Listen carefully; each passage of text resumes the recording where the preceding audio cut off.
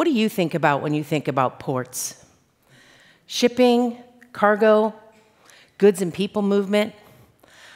I know I didn't really ever think about what ports did until I started to work for one. And now that I'm in, there's a saying in the port world that when you've seen one port, you've really only just seen one port.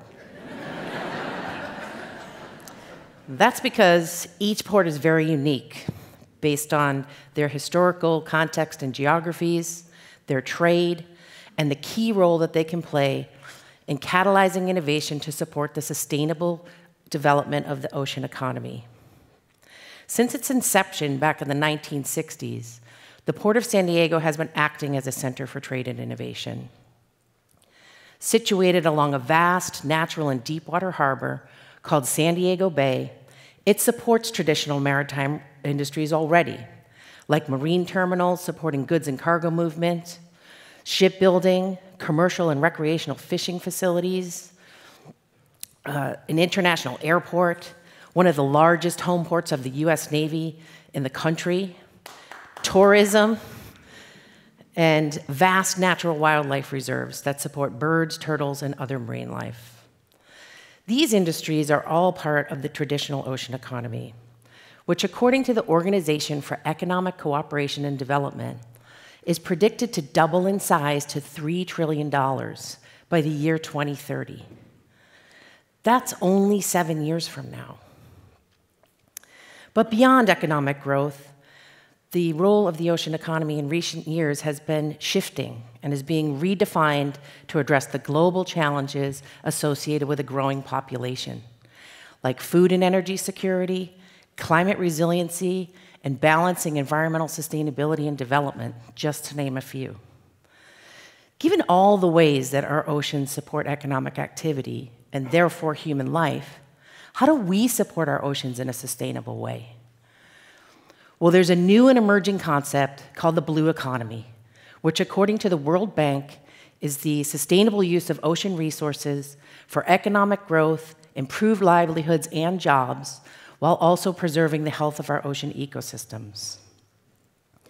All of these global challenges have solutions that can be derived from the ocean, but require innovation, blue economy innovation, and blue technology, offering opportunities to support new and emerging industries like offshore renewable energy, aquaculture, and marine biotechnology, just to name a few.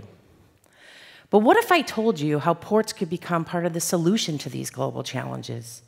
How they could become catalysts for new blue economy innovation? How they can change their business models to support innovation, entrepreneurship, and startup companies in some way? We are already seeing signals of this around the globe, but what we have right here in San Diego is very unique, and at the moment, the only one of its kind in the world, where we have developed a new model to support public-private partnerships to support startup companies by facilitating pilot projects with them and allowing them to test their technology in a real-world port environment. That means that our model allows the port to partner with an early-stage company and offer them key assets and support services, like subject matter expertise, permitting assistance, market access, and funding. We work with companies to design and deploy mutually beneficial pilot projects that inform and address unique environmental challenges that a port faces, but also informs new blue economy opportunities.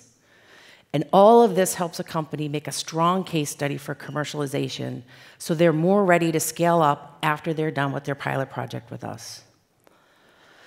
One example of this is an innovative concrete technology designed to enable the construction of nature-inclusive marine infrastructure. The company came all the way from Israel to San Diego to test their technology, which includes a special bioenhancing concrete admixture with surface texture modifiers used to design marine infrastructure that is based and mimics natural habitats. When the technology is incorporated into marine infrastructure, it allows all types of marine life to grow on it, enabling both coastal shoreline protection, but also supporting biological diversity. In our case, the company came to test their new eco-engineered coastal armor unit, designed to interlock and create tide pool habitats. They installed these tide pools in place of existing riprap, or rocks that traditionally line our shorelines along the bay, but don't have any habitat value. And this became the first installation of this tide pool technology in the world. And in just 2 months, marine species began to recruit and colonize on these tide pools. And now, 2 years later, dozens of species call this habitat their home, providing both coastal infrastructure and ecosystem benefits at the same time. A win-win for the environment and the port.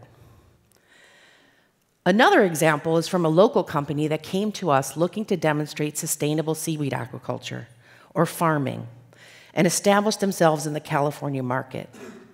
Now, seaweed aquaculture is not new. It's been happening for thousands of years, the bulk of which is mostly produced in Asian countries. Here in the United States, it's an emerging industry with significant environmental and economic opportunity. But in California, it is very difficult for an aquaculture company to navigate the complex permitting process that is required for them to put their farm in the water, creating a significant barrier to entry, especially for small farmers. So much so that the state of California has not issued a new aquaculture lease in over 30 years. It's crazy. So we worked with this company and we obtained all the necessary permits and approvals they needed to demonstrate the feasibility of growing 6 different types of native seaweeds in an urban environment. The company installed a small pilot farm in the bay. They built a hatchery to produce the baby seaweeds to stock the farm. They continuously measured the ecosystem benefits that seaweed provides, like carbon sequestration, and they used the results of the project to scale their business in California. Lastly is an example of a marine sediment remediation technology developed by a company based in Florida who developed this technology to extract and permanently destroy toxic contaminants from impacted sediment. Shaped like spikes, the technology is deployed into contaminated sediment around challenging or sensitive wetland areas where dredging is not a feasible option, like docks, pylons, and piers. Once settled into the sediment, the spikes act like sponges, passively absorbing chlorinated toxic contaminants like PCBs and dioxins. Imagine a world free of these forever chemicals. The Port-led incubator program that I described to you today is a unique model for supporting innovation in the blue technology sector and can be used as a guide for ports and local governments around the world. I say, let's inspire every city with a port to tap into their resources and become catalysts for new blue economy innovation, become bigger economic engines for the communities they support, and look to our very own public-private partnership model that we developed right here in San Diego and apply it around the world to solve some of our biggest global challenges. Thank you.